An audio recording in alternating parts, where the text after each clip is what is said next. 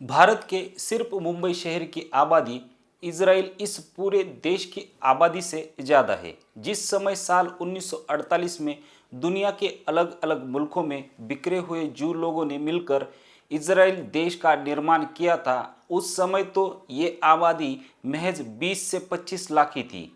फिर भी इन लोगों में एक जिद थी, लगन थी और पिछले 2000 वर्षों में उन्होंने जो यातनाएं सही थी, उस वजह से इजराइल अब कोई भी बात हल्के में नहीं लेता। इजराइल हर एक बात सीरियसली लेता है। जेरूसलम और उसके आसपास की ज़मीन उनकी मातृभूमि है। वह 2000 साल पहले भी उनकी ही मातृभूमि थी, ऐसा इजरायली लोगों का कहना है। और अपने मातृभूमि को बचाने के लिए इजराइल कुछ भी कर सकता है, किसी भी लिमिट तक जा सकता है। आज इजराइल का नाम सुनते ही वो अमेरिका का लाडला देश है इतना ही हमें मालूम होता है, या फिर शस्त्र बल से पावरफुल देश है इतना ही हमें मालूम होता है। पर वो हमेशा से अमेरिका का लाडला देश नहीं था। आज जैसे ही ईरान न्यूक्लियर बम बनाने वाला है, ये सुनते ही डोनाल्ड ट्रंप गुस्साए हैं, वैसे ही दुनिया का कोई भी देश अगर न्यूक्लियर बम बनाने वाला है, ये सुनते ही अमेरिका भड़क जाता है। जब भारत ने न्यूक्लियर बम बनाया था, तब भी अमेरिका भारत पर भड़क गया था। भारत पर बहुत सारे आर्थिक सैंक्शंस लगाए थे। जब इजराइल न्यूक्लियर बम बना रहा था, तब भी अमेरिका इजराइल के खिलाफ ऐसे ही भड़क गया था। फिर इजराइल ने न्यूक्लियर बम दुनिया के खिलाफ जाकर, अमेरिका के खिलाफ जाकर कैसे बनाया, इसकी कहानी आज हम इस वीडियो में आपको सुनाने वाले हैं। अगले कुछ मिनट मोसाद और इजराइल की रोमांचकारी और चौंकाने वाली कहानी सुनने के लिए आप लोग तैयार रहिए।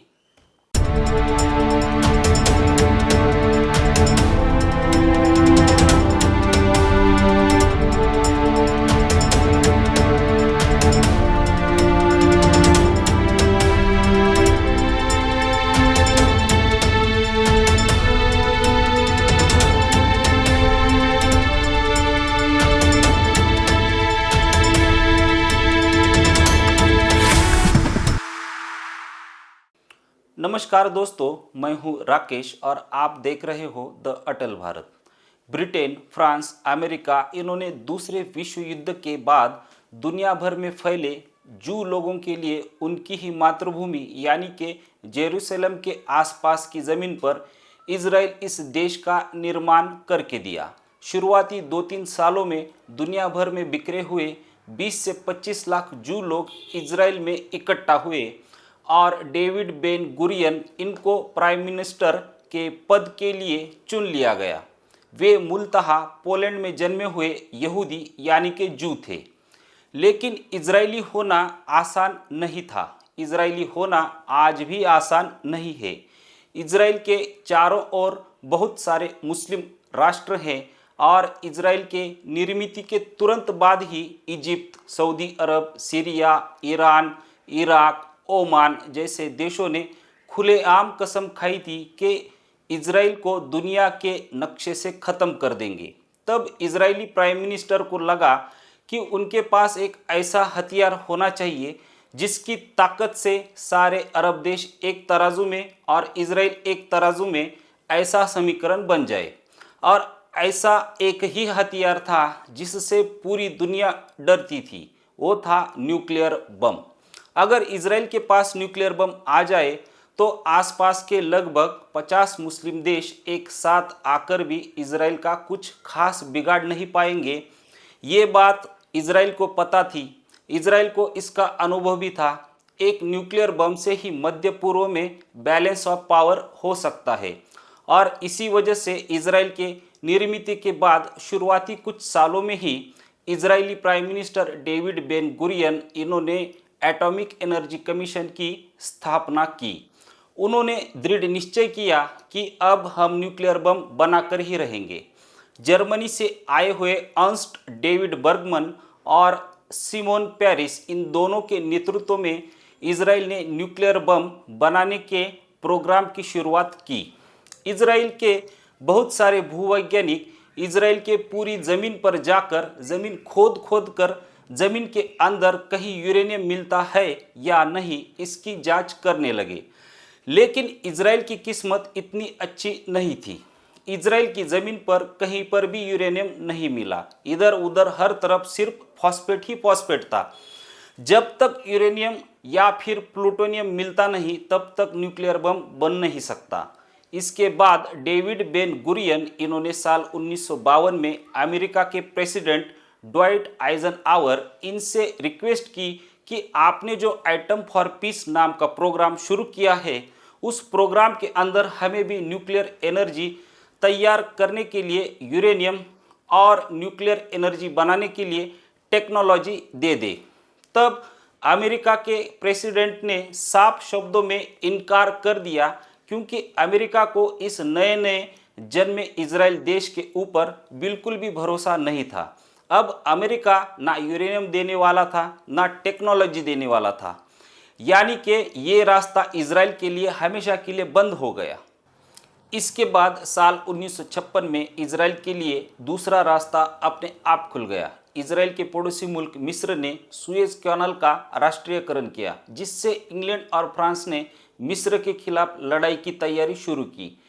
इसके लिए उनको उसका पड़ोसी मुल्क इजराइल के मदद की ज़रूरत थी। मिस्र और इजराइल इनकी पहले से ही दुश्मनी थी। इजराइल को ख़त्म करने की कसम खाने वाले लोगों में से मिस्र के president Gamal Abdel Nasser Hussein भी एक थे।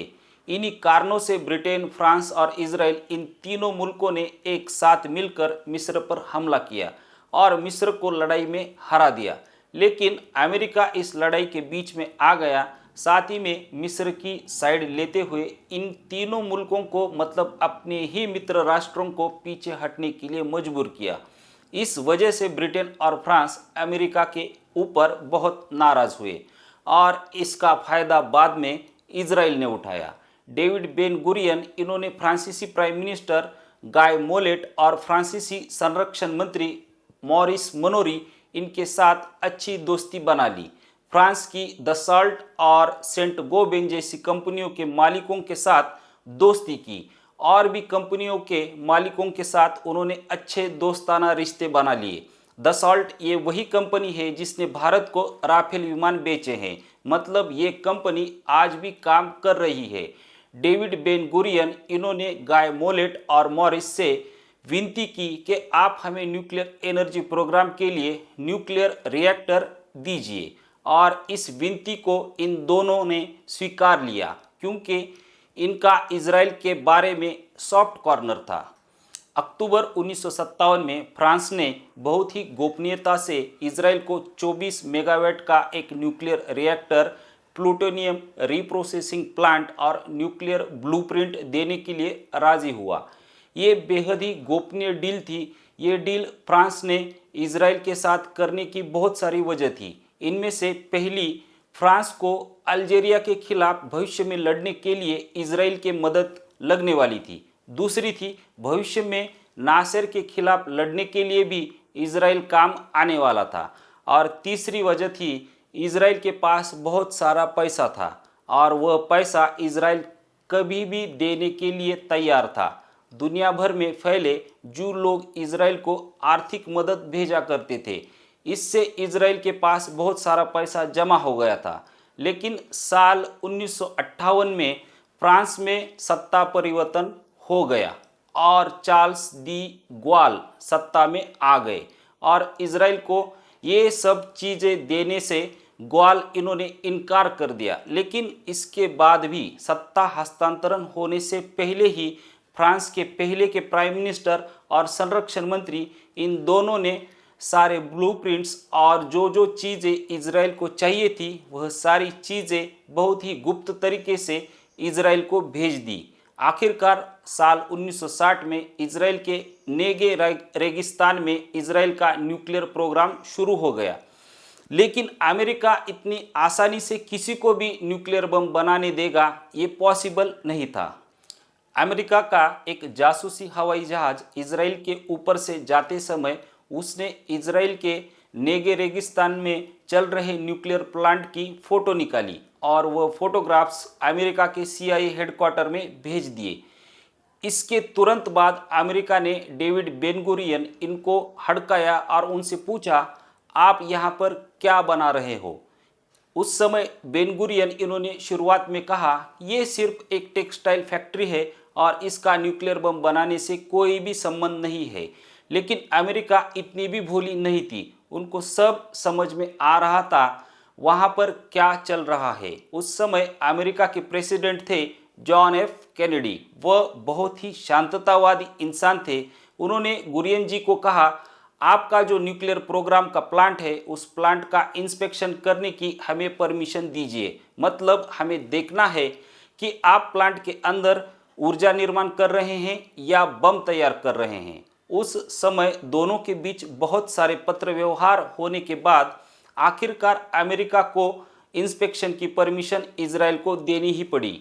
वैसे भी परमिशन देनी ही पड़ती है क्योंकि अमेरिका अंतर्राष्ट्रीय पॉलिटिक्स में पुलिस की तरह है। अमेरिका के वैज्ञानिकों की टीम जिस समय डेमोन के नेगे रेगिस्तान में न्यूक्लियर प्लांट को विजिट करने के लिए आई थी, उस समय इजराइल दोस्तोवस्की नाम के इजरायली साइंटिस्ट ने उनको झूठ मूठ का तैयार किया हुआ एक प्लान दिखाया। उनसे बहुत सारे सवाल पूछे।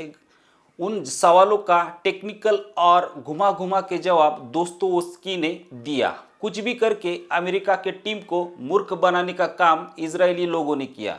लेकिन अमेरिका के साइंटिस्टों ने इनके बातों पर विश्वास क्यों किया ये बात समझ में नहीं आती, क्योंकि अमेरिका इतनी भी भोली नहीं है कि उनको झूठ मूठ की चीज़ें दिखाई जाए और वह उन चीज़ों पर विश्वास कर ले। लेकिन ये भी सच है कि अमेरिका ने इजराइल के इस प्रोग्राम पर शक नहीं किया। उन्होंने इस प्रोग्राम को नज़रअंदाज कर दिया। इसके बाद इजराइल ने अपना न्यूक्लियर प्रोग्राम और तेजी से शुरू रखा। लेकिन आगे चलकर साल 1963 में अमेरिका के प्रेसिडेंट जॉन एफ कैनेडी इनकी हत्या हो गई और उनकी जगह पर नए प्रेसिडेंट आए लिंडन जॉनसन। ये इजराइल के बारे में थोड़े बहुत सॉफ्ट थे, लेकिन इजराइल को यूरेनियम की बेहद ज़रूरत थी। न्यूक्लियर बम निर्माण के लिए या अणु ऊर्जा निर्माण के लिए एनरिच यूरेनियम की सख्त ज़रूरत थी। इसके सिवाय इजराइल को बहुत ज़्यादा मात्रा में नेचुरल यूरेनियम मतलब येलो केक भी चाहिए था। इजराइल को जल्द ही समझ में आया हमें मांगने पर कोई भी यूरेनियम नहीं देगा। तब इजराइल का एक जासूस रफ़ी इत्तान ये जानबूझकर अमेरिका के पेंसिल्वेनिया इस शहर के न्यूमेक न्यूक्लियर फैसिलिटीज़ में बार बार जाने लगा। न्यूमेक फैसिलिटीज़ के प्रमुख झालमन शैपिरियो ये भी एक जू थे। इसी वजह से रफ़ी तान और उनके बीच दोस्ती हो गई और इसी दोस्ती के बहाने से रफ़ी तान न्यूमेक फैसिलिटीज़ के अंदर बिना रोक टोक के जा सकते थे। हर मुलाकात में थोड़ा थोड़ा करके हाईली इनरिच किया हुआ यूरेनियम उस प्लांट में से रफ़ी तान और उनके दोस्त चुरा कर इजराइल लेकर आते थे और उस चुराए हुए यूरेनियम से इजराइल का न्यूक्लियर प्रोग्राम शुरू था, मतलब टेस्टिंग वगैरह चालू थी। लेकिन इतनी कम मात्रा के यूरेनियम से बम बन नहीं सकता था। कुछ किलोग्राम यूरेनियम ही उनके पास था। बम बनाने के लिए बहुत ज़्यादा मात्रा में यूरेनियम की ज़रूरत होती है और उसके लिए कुछ बड़ा करने की इजराइल की कोशिश शुरू हुई। इजराइल को यूरेनियम बेचने के लिए कोई भी तैयार नहीं होगा, इसकी अच्छी जानकारी बेन गुरियन जी को थी और इसी वजह से इजराइल के प्राइम मिनिस्टर और इजराइल का जासूसी संगठन मोसाद इन्होंने एक बहुत ही ज़बरदस्त प्लान तैयार किया और दुनिया की सबसे बड़ी और ख़तरनाक चोरी की। किस चीज़ की? पूरे 200 टन यूरेनियम की। ये चोरी कैसी की गई ये अब जानेंगे। इजराइल ने डैन अर्बन इनके नेतृत्व में ऑपरेशन प्लम बैट की योजना बनाई। इसमें सब झूठ मूठ से किया गया। जर्मनी की एक कंपनी ने 200 टन यूरेनियम की मांग बेल्जियम की एक कंपनी के पास की। जर्मनी पहले से ही एक न्यूक्लियर स्टेट होने के कारण वह यूरेनियम को खरीद और बेच सकता था। उन्होंने ऐसे बताया कि इटली की एक पेंट कंपनी में ये यूरेनियम पहुंचाना है। जल्दबाजी में बेल्जियम के उस कंपनी ने 200 टन यूरेनियम 590 स्टील के ड्रम में भरकर एक पानी के जहाज के ऊपर लादकर इटली की दिशा में भेज दिया। लेकिन इस जहाज पर झंडा एक अफ्रीकन कंट्री का यानी कि लाइबेरिया का लगाया हुआ था। नवंबर 1968 के एक रात 200 टन यूरेनियम लेकर जाने वाला ये जहाज अचानक से गायब हुआ। बेल्जियम, जर्मनी, इटली, यहाँ की सब पुलिस मिलकर ये जहाज ढूंढने लगी, लेकिन अगले 8 दिनों तक ये जहाज किसी को भी नहीं मिला। रात के अंधेरे में इजराइल के मोसाद, इस जासूसी संगठन ने भूमध्य सागर के क्रीक, इस टापू के नज़दीक से जाते समय उसे गायब किया और इस जहाज पर मौजूदा लोगों को बहुत सारे पैसे खिलाकर उनको वहां से निकाल दिया। जहाज के ऊपर रखा गया 200 टन यूरेनियम इजराइल के अन्य एक जहाज पर उतार लिया और इजराइल का ये जहाज भूमध्य सागर के ही हैफा इस बंदरगाह तक पहुंचाया। तब तक कहीं की भी पुलिस और नौसेना इस जहाज को ढूंढ नहीं पाई। 8 दिन बाद तुर्की के एक बंदरगाह पर खाली किया हुआ वो जहाज मिल गया, जिसमें किसी भी प्रकार का सामान नहीं था, सिर्फ खाली जहाज ही था। इस प्रकार से इजराइल के पास जो चीज़ बिल्कुल भी नहीं थी, मिलने की कोई भी उम्मीद नहीं थी, इजराइल ने चोरी करके हासिल की। अब इजराइल के पास 200 टन यूरेनियम था, जिसका इस्तेमाल करके इजराइल बहुत सारे न्यूक्लियर बम बना सकता था। अगले 10 साल अपना न्यूक्लियर प्रोग्राम बिना किसी दिक्कत से चला सके, इतना ईंधन अब इजराइल के पास आ गया था। इतनी सारी चीज़ें मिलने के बाद इजराइल ने ब्रिगेडियर जनरल यित्ज़हाक याकोव इनके नेतृत्व में न्यूक्लियर बम बनाने का अपना फाइनल प्रोग्राम शुरू किया। ये साल था 1967-68। इस प्रोग्राम का उन्होंने नाम रखा सैमसन ऑप्शन। अगले एक साल में मतलब 1969-70 तक इजराइल ने अपना न्यूक्लियर बम बना भी लिया और ये बात अमेरिका को समझ में आने के लिए ज़्यादा देर नहीं लगी। अमेरिका ने इजराइल की प्राइम मिनिस्टर गोल्डा मेयर इनको अमेरिका में आने का न्योता दिया और उनसे कहा, आपके पास न्यूक्लियर बम है, ये बात अब हमें पता चल चुकी है, लेकिन आप ये इन्फॉर्मेशन न्यूक्लियर टेस्ट लेकर सारी दुनिया को ना बताए, मतलब तेरी भी चुप और मेरी भी चुप। बस कुछ इस तरह का इजराइल और अमेरिका के बीच प्रॉमिस हुआ। इजराइल की प्राइम मिनिस्टर गोल्डा मेयर इन्होंने भी ये बात मान ली कि हम कभी न्यूक्लियर टेस्ट नहीं लेंगे, लेकिन इजराइल के नज़रिए से पूरे अरब देशों को समझाना ज़रूरी था कि इजराइल के पास अब न्यूक्लियर बम है, क्योंकि जब तक इजराइल के पास कुछ ऐसा है ये उनको समझ में नहीं आएगा, तब तक उनके दिलों में खौफ नहीं भरेगा और ये इजराइल के खिलाफ बार बार युद्ध के लिए तैयार रहेंगे। और इसी कारण अमेरिका को दिए गए इस वचन को इजराइल ने साल 1979 में तोड़ दिया और साउथ अफ्रीका के प्रिंस एडवर्ड इस टापू पर न्यूक्लियर टेस्ट लेकर सारी दुनिया को बताया कि हमारे पास भी अब न्यूक्लियर बम है। अब मध्य पूर्व और अफ्रीका के 50 से भी ज़्यादा इस्लामिक देश एक तराजू में और अकेला इजराइल दूसरे तराजू में खड़ा था, क्योंकि इजराइल के पास अब न्यूक्लियर बम था जो इन मध्य पूर्व के किसी भी देश के पास नहीं था। और इसी बम के दम पर मध्य पूर्व के किसी भी देश को एक झटके में खत्म करने की ताकत अब इजराइल के पास आ गई थी। लेकिन इजराइल के पास न्यूक्लियर बम होने के बावजूद दुनिया के अन्य देशों पर जैसे पाबंदी लगाई जाती है, वैसी पाबंदी अमेरिका ने इजराइल के ऊपर नहीं लगाई।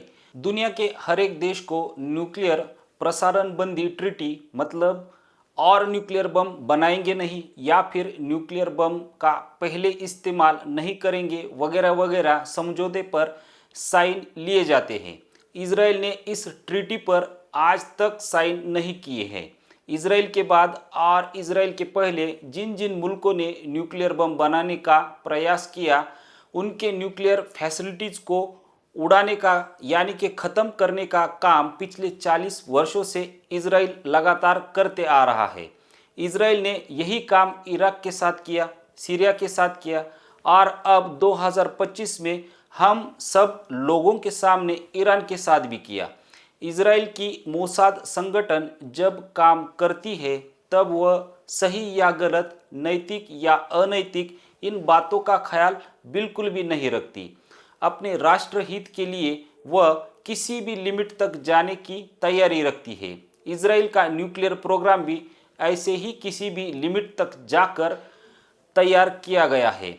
शायद इसी वजह से इजराइल अभी तक उसकी जगह पर टिका हुआ है।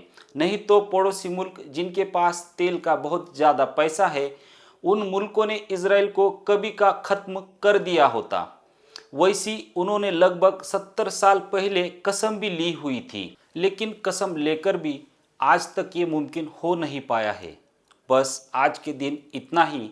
अगर आपने ये वीडियो यहाँ तक देख ही लिया है तो इस वीडियो को लाइक करना ना भूलें।